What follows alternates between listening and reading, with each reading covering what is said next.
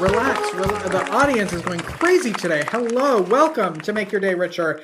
I am your host, Jack Parr. And today I'm joined by a marketing strategist who is passionate about empowering entrepreneurs to turn challenges into triumphs. Kendra Corman is an expert in boosting productivity and visibility through AI, podcasting, and email marketing. She's the author of Mastering AI in Communications, and she excels in crafting innovative campaigns that keep businesses top of mind and drive growth. Kendra is here to help you succeed in navigating the marketing maze and turn potential pitfalls into opportunities for growth. And if you're here in the studio audience, the non-existent studio audience, you get a copy of Kendra's book right here. So thank you to Kendra. So nice. And if you're not here in the studio audience and you'd like your chance or a chance to win a copy of this, go in the comments right now, wherever you're watching, wherever you're listening, put Kendra in the comments, and you have until next Monday. We'll pick this next Monday, the winner of that. So you have until then to put that in the comments, and there you go. So if that sounds like a good show to you, click that like button, click the share button, and let's start the show. Make your day richer than it was before. Got some good times knocking upon your front door.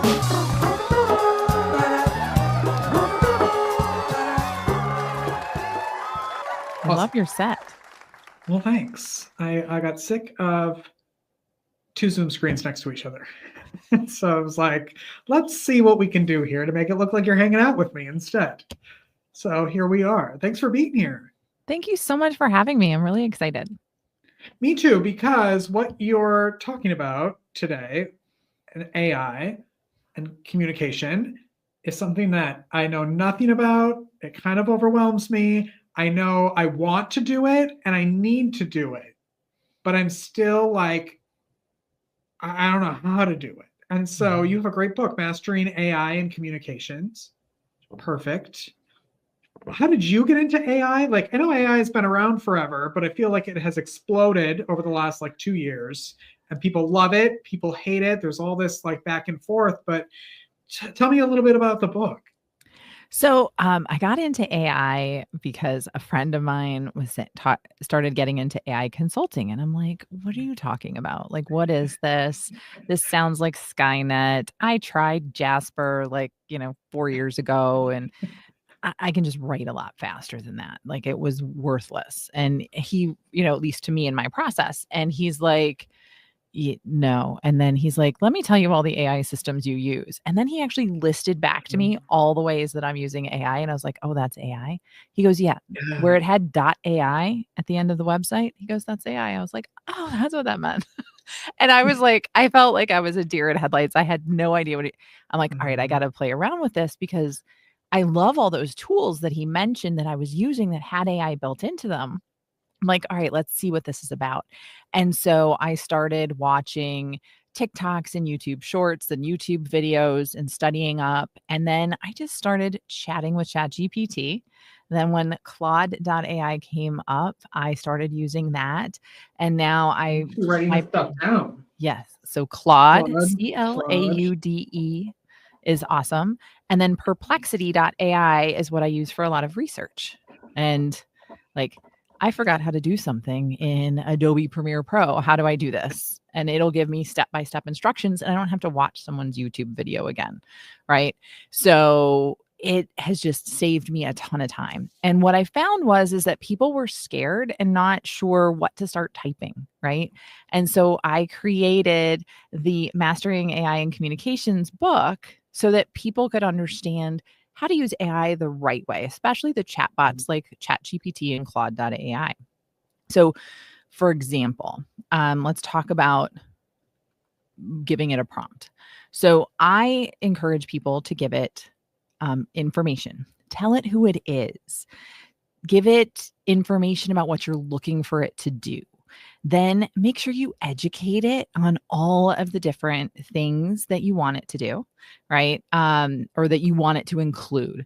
So let's think about if you and I were to write a book on trends in 2020 or an article on trends in 2025, they'd probably be different, right? You'd want to include different things than I might want to include. And so giving it that direction and those insights is what makes it different. And then finally, giving it your voice so that it sounds like you wrote it. And it's pretty creepy how good it can be when it comes to writing content like you, when you give it that information. And when you say like give it that information, because I use Chat GPT, like that's one of my things for 2025 was like I need to figure out how to use AI. And doing the show, I do this all by myself, and it gets there's a lot happening. I've made it more complicated than I need to. So how do I help myself? And so even little things, it was like, okay, I'm going to use ChatGPT to write the descriptions for the show. And then I kind of did the same thing where like, help me write a description for my YouTube video or whatever. And then I was like, well, that sounds stupid. And so then I'm learning like, okay, well, you need to be very specific in what you need. So then I'm like, well, do it in this style, do it in a fun daytime talk show style, and then something completely different. But when you say like, you have to give it your voice, like, is it just in your interactions with it because you can't like, you're not like, hey, computer, listen to me. This is what I sound like. So actually you do the, hey, this is what I sound like. And I will share with you my prompt to get a voice. So what you do is you actually give it examples. It loves examples. And so what I've done is I have a prompt that I use that I put into ChatGPT, and then I put examples. So if it's podcast episode descriptions, or if it's YouTube show notes or descriptions, or if it's specifically social media posts for LinkedIn, I give it a bunch of examples and I say, okay, get the voice of this and give me a voice paragraph. And it'll give me a paragraph that I just copy and paste and say, okay, write a LinkedIn post for me on AI trends in 2025. Be sure to include X, Y, and Z and write it in the following voice. Or you are a LinkedIn expert and you've been hired by Kendra Corman to write her LinkedIn posts. She wants to make sure she picks the hook first before you write the rest of it. So be sure to write 3 to 5 hooks with 140 to 160 characters. Then write the rest of the post after she approves it. Here's her voice. And like, again, it's just, you learn and evolve with it to get better results. I have most of this stuff saved. So I just copy and paste it, change what I want it to write about, and that's it. I think the other thing, okay, so I have so many questions for you. If you're using whatever program, and that's my other thing is like, well, where do you even start? Like, where does someone start? Because it feels like there's so many. You just gave me 2 that I'd never heard of, right? Yeah. And so as a business owner, as someone who's out making posts, like where does just a normal person start who doesn't know anything about it? So I encourage a lot of people to start with either ChatGPT or Claude.ai. Claude is by far the better writer, in my opinion. Start with the free versions. ChatGPT has a lot more capabilities than Claude, and I think that's partially why Claude's so much better a writer. But if you find, well, I need them to search the internet and pull stuff off websites often, and I can't copy and paste that in as direction, or I'm finding that I need a lot of code, or I need it to export into Excel documents or Word documents or PowerPoints. ChatGPT is going to be your friend there. And then that's the one that I would use. Claude is, again, if all you're doing is writing all day, every day, Claude is amazing and gives more consistent results, I think, than ChatGPT.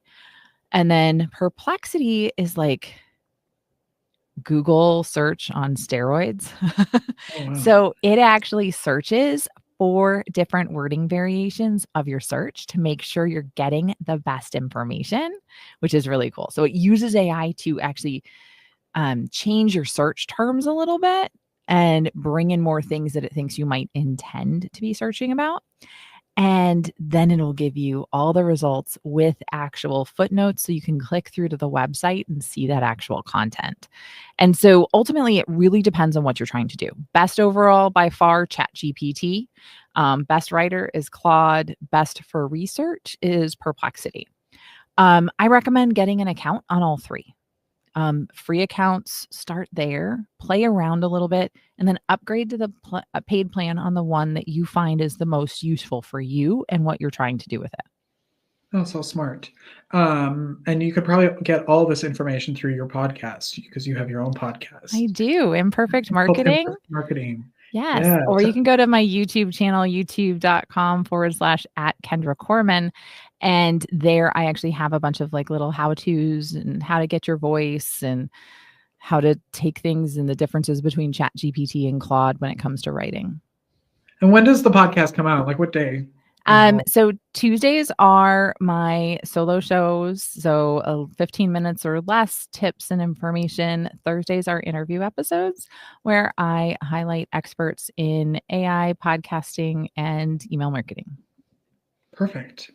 You were talking earlier about how your friend was like, well, you don't even realize you're using AI. And some people are so afraid of it for various reasons. Can you talk a little bit about maybe some things in everyday life that are AI that we may or may not know are AI?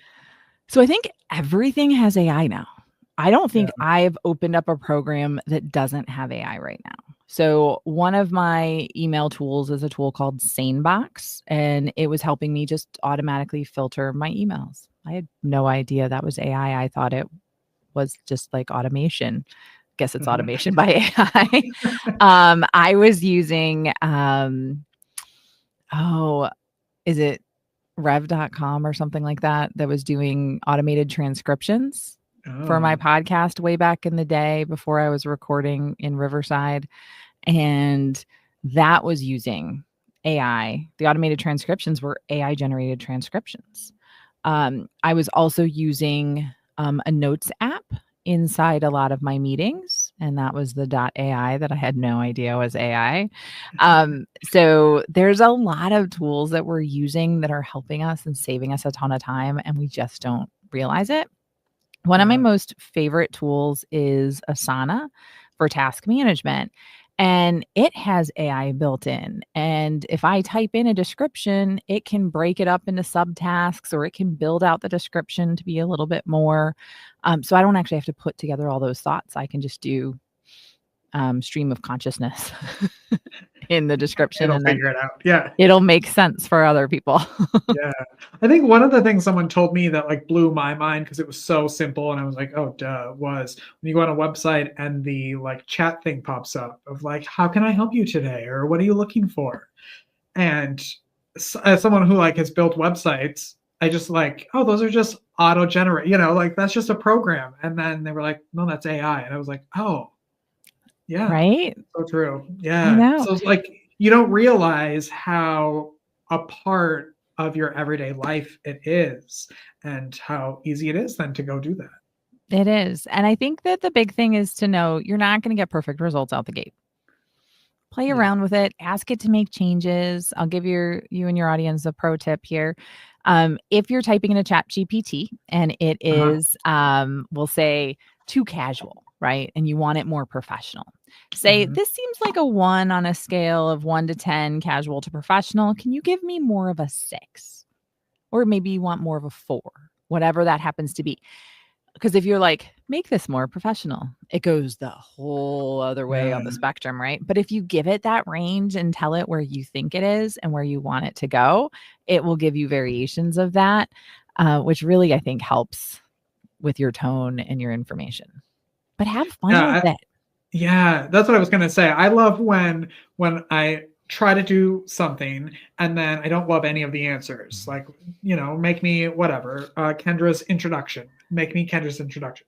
And I'm like, I don't like any of those. I want it to sound more fun because she's a fun person. And then it's like, oh, you're right. It tells me, you're right. I could do better. And I'm like, yes, you can. And I'm like, I know, I love that. It's okay, like, yeah, oh, sorry, you're right. I shouldn't have made that up because yeah, you told me just to use the information you gave me. And I was yeah, like, yes, yeah, I did. I'm like, mhm, stop it. And then I yeah. still remember I got one response on ChatGPT and it was like, I'm sorry, but I can't do that. I'm like, you did it 7 times before this in this Mhm, conversation. Yes, you yeah. can. But Where do talk to you it like it's a see? person. Yes, that's what I have realized over the last couple of weeks. Like you have to tell it, talk to it. Yes. Where do you kind of see this going? Where do you see it going in the like marketing world? So I'm super excited because I think it's going to take us out of the daily um repetitive tasks that we do. I mean, how much time do you spend in email? Too much, right? I mean, I know Yeah. I do. It's going to start taking us out of that too much time in email, too much time in data entry, too much time in typing and doing things. It's going to allow us more time, which is currently a fraction of where we spend our time, right? In Mhm. ideation and coming up with new ideas and coming up with new ways to do things because that's something AI can't do. It's Yeah. not going to come up with a new idea. It's not going to solve a problem because it doesn't necessarily know that problem even exists. And so when we start investing time there, it's going to be a huge game changer. And so I think in the world of business and life overall, we're not going to be working less. I mean, let's be realistic, but we're not going to be doing a lot of the stuff that we're doing now. And we're going to be spending our days more where we want to, right? On Yeah. that We could be still gonna work, but creativity. we could be doing the fun stuff. Yes. Yes. Yeah, I love that. What is the best way that people can connect with you? Best way is on LinkedIn. That's always the best way to find me. You can visit my website, kendracorman.com/LinkedIn, and it'll redirect you straight to my LinkedIn profile. So I don't have to give you all the LinkedIn stuff. But that's a great way to connect with me. Otherwise, you can reach out through my website at kendracorman.com. Okay, good. What do you love most about your life right now? I, I'm doing amazing things, right? I'm Mhm. speaking on AI. I'm helping people do better and more effective and efficient marketing and communications and just giving them time back in their days, which I love. And then I love my podcast and playing around with that and the flexibility that all of this technology has given us to do things differently. I love it. Thank you so much for being here. Thank you so much for having me. This has been an awesome conversation. We'll come back anytime because I have lots to learn. So I'm going to go pick up your book, Mastering AI and Communications. This is Kendra Corman. We're going to take a break and we'll be right back after this. Don't go away.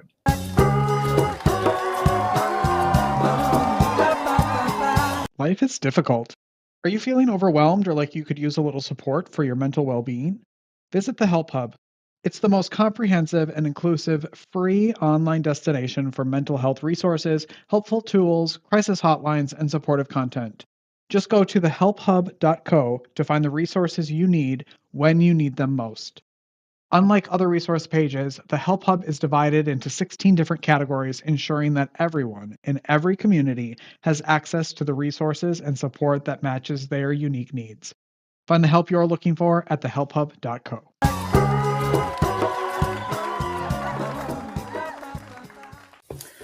Well, welcome back, everybody. Hey, there's a new episode of Gorilla HR, the podcast, hosted by Becky through Gorilla HR, her human resources consulting business. You can find out more about Becky and her business and the podcast at gorilla-hr.com. Great episode with Wendy Waters, who was on this show a long time ago talking about etiquette. So take a look at this clip. Is there anything that people can do to look a little bit more polished or act a little more polished in their professional or personal lives?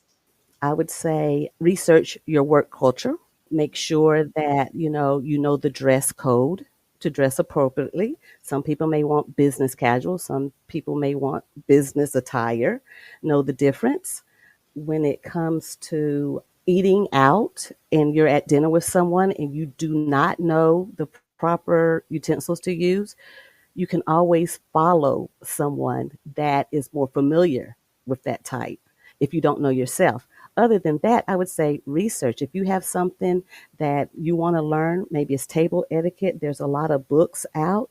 There's Transformative Etiquette is a good book by Jackie Vernon Thompson. And there is more reads like Modern Manners by Dorothea Johnson. So those books will also help. Yeah. All right. And if you need help with your podcast, send me an email at makeyourdayricher@gmail.com and we can get you started. Now, before we leave today, I just want to say we're Team Rosie over here. Rosie rocks. This is my vintage Rosie O'Donnell Show t-shirt. There you go. And I want to talk a little bit about people who make the world a better place. And that would be Rosie O'Donnell and people maybe who don't make the world a better place. We'll get there in a minute. But I want to talk to you a little bit about what she has done for charities around the world. She used her $3 million advance from this memoir, Find Me, to establish her For All Kids Foundation. The For All Kids Foundation has awarded over $22 million in grants to more than 900 nonprofit organizations focused on early childhood care and education programs. She announced a $1 million donation for aid in the rescue efforts after the September 11, 2001 attacks. A December 2006 fundraiser she hosted raised $600,000 for her Rosie's For All Kids Foundation. The Rosie O'Donnell Show for the Actors Fund in 2020, a one-night-only return of the Rosie O'Donnell Show in March, which she hosted, raised over $600,000 for the Actors Fund to support performing arts and entertainment industry workers financially impacted by the COVID-19 pandemic.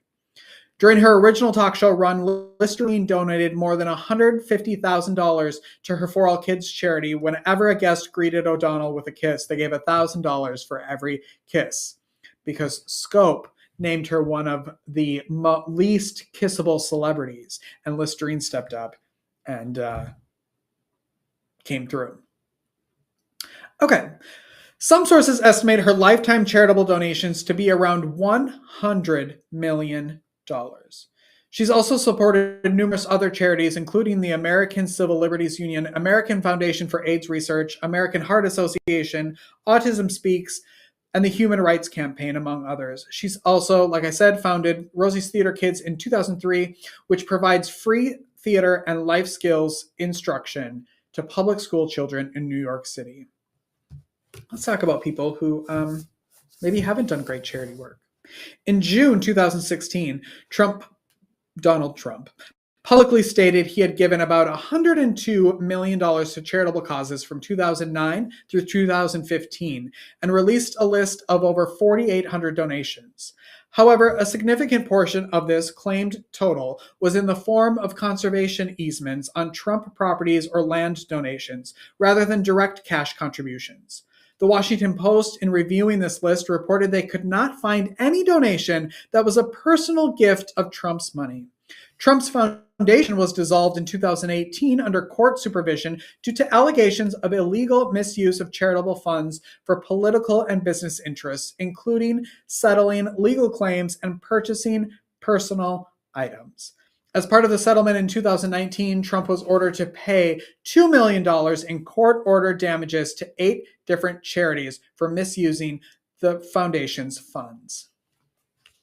Go make your day richer. Go make somebody else's day richer. You've made mine by watching this show, and I love you for it. We'll be back tomorrow with an all-new episode. Don't forget, in the comments, Kendra to win a copy of her book. We'll see you later. Bye-bye.